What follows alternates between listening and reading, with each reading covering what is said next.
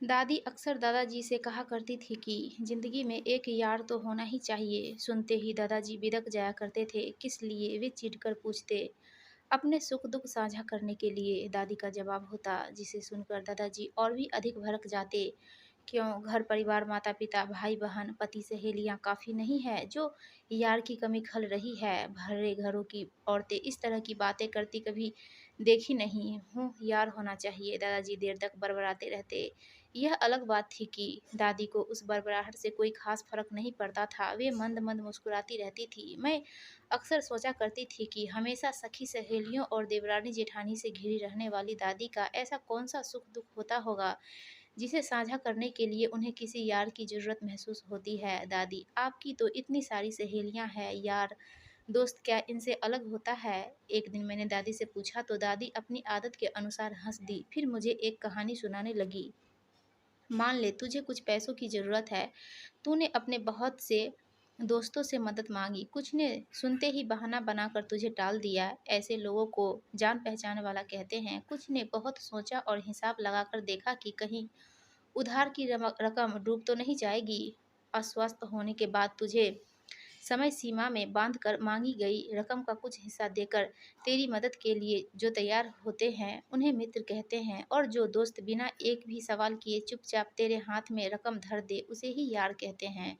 कुछ समझी? दादी ने कहा। जी समझी, यही कि जो दोस्त अपने से सवाल जवाब ना करे, आपको व्यर्थ सलाह मशवरा ना दे और हर समय आपके साथ खड़ा रहे, वही आपका यार है ना? मैंने अपनी समझ से कहा। बिल्कुल सही, लेकिन तेरे दादाजी को ये तीनों एक ही लगते हैं। कहते हुए दादी की आंखों में उदासी उतर आई। मैं बचपन से ही अपने दादा दादी के साथ रहती हूँ क्योंकि मेरे मम्मी पापा दोनों नौकरी करते हैं। चूंकि दादाजी भी सरकारी सेवा में थे, इसलिए दादी ना तो उन्हें अकेला छोड़ सकती थी और न ही वे चाहती थी कि उनकी पोती आया और नौकरों के हाथों में पले। इसलिए सबने मिलकर तय किया कि मैं अपनी दादी के पास ही रहूंगी। बस इसलिए मेरा और दादी का दोस्ती बना हुआ है। जब से हमारे सामने वाले घर में रेखा आंटी रहने के लिए आई है, तब से हमारे घर में भी रौनक बढ़ गई है।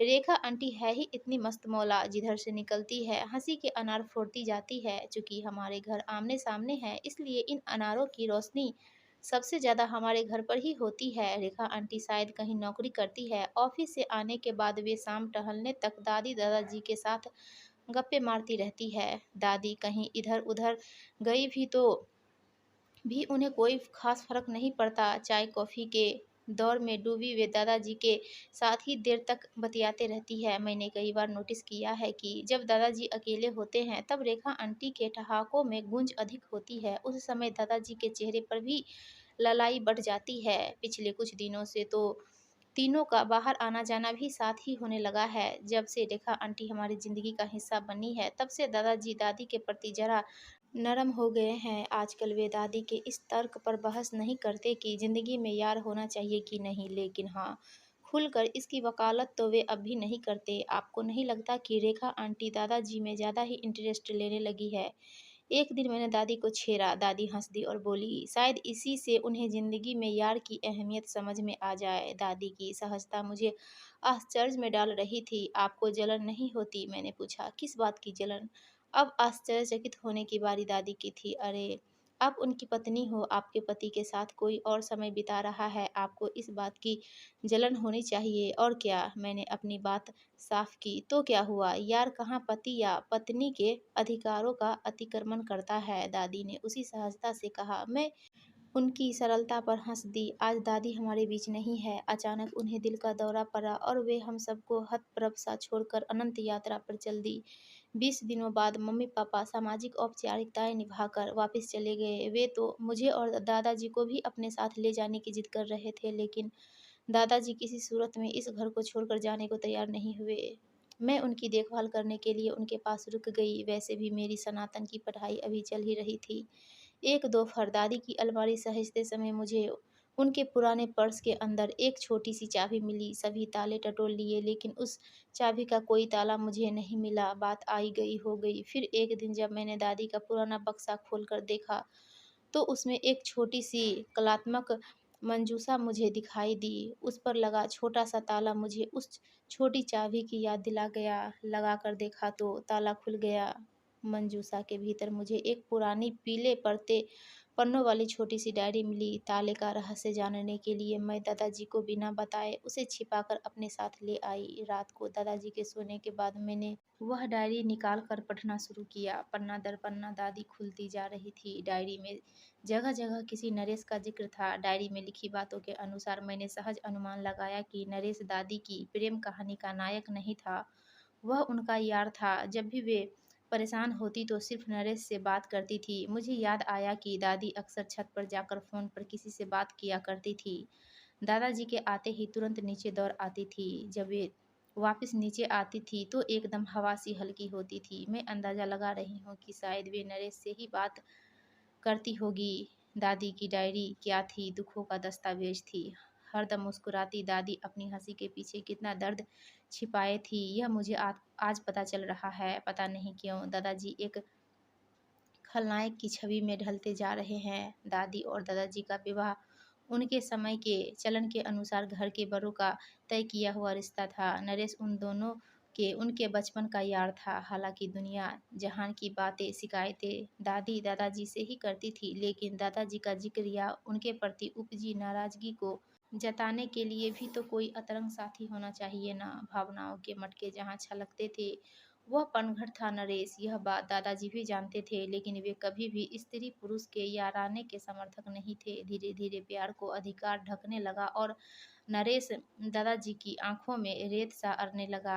दादाजी को नरेश के साथ दादी की निकटता डराने लगी। खोने का डर उन्हें अपराध करने के लिए उकसाने लगा। उन्होंने अपने प्यार का वास्ता देकर दादी को उनके यार से दूर करने की साजिश की। दादाजी की खुशी और परिवार की सुख शांति बनाए रखने के लिए दादी ने नरेश से दूरियां बना ली। वे अब दादाजी के सामने नरेश का जिक्र नहीं करती थी। दादाजी को लगा कि वे अपने षड्यंत्र में कामयाब हो गए, लेकिन वे दादी को नरेश से दूर कहाँ कर पाए। डायरी इस बात की गवाह है कि दादी अपने आखिरी समय तक नरेश से जुड़ी हुई थी, और मैं इस बात की गवाही पूरे होशो हवास में दे सकती हूँ कि दादी की जिंदगी नरेश को कलंक रहित यार का दर्जा दिलवाने की आस में ही पूरी हो गई। आखिरी पन्ना पढ़कर डायरी बंद करने लगी तो पाया कि मेरा चेहरा आंसुओं से तर था। दादी ने अपनी अंतिम पंक्तियों में लिखा था, हमारे समाज में सिर्फ व्यक्ति ही नहीं बल्कि कुछ शब्द भी लैंगिक भेदभाव का दंश झेलते हैं। स्त्री और पुरुष के संदर्भ में उनकी परिभाषा अलग होती है।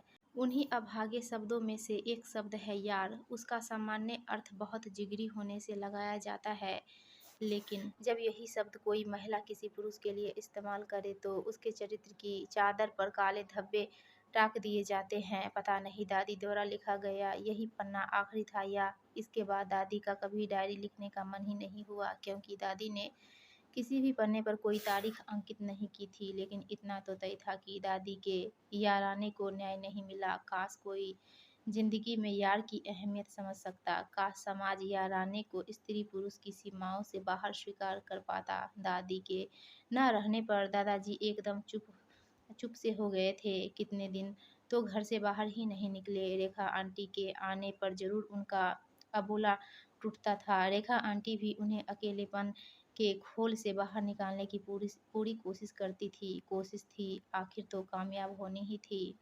दादाजी फिर से हंसने बोलने लगे। रोज शाम रेखा आंटी का इंतजार करने लगे। जब भी कभी परेशान या दादी की याद में उदास होते, सबसे पहले फ़ोन रेखा आंटी को ही जाता। आंटी भी अपने सारे ज़रूरी काम छोड़कर उनका फ़ोन अटेंड करती।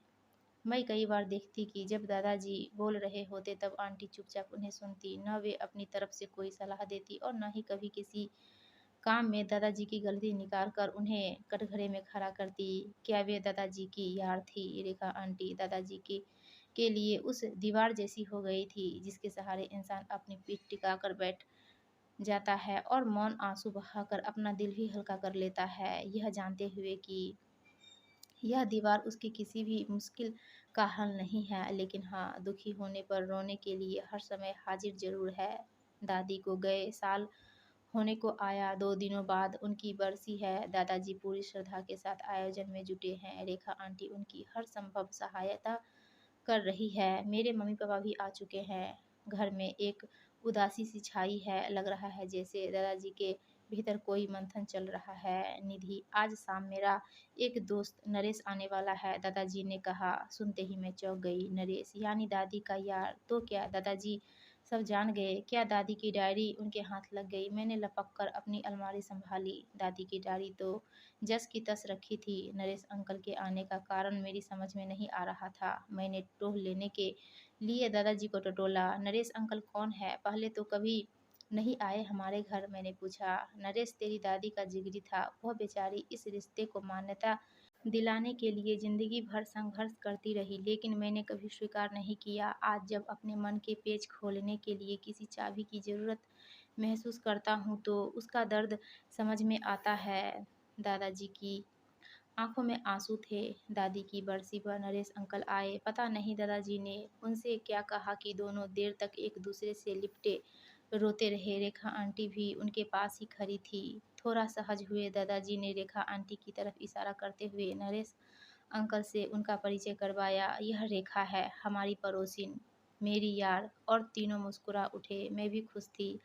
आज दादी के याराने को मान्यता मिल गई थी। दोस्तों, आपको यह कहानी अच्छी लगी हो तो प्लीज़ वीडियो को लाइक कीजिए और चैनल को सब्सक्राइब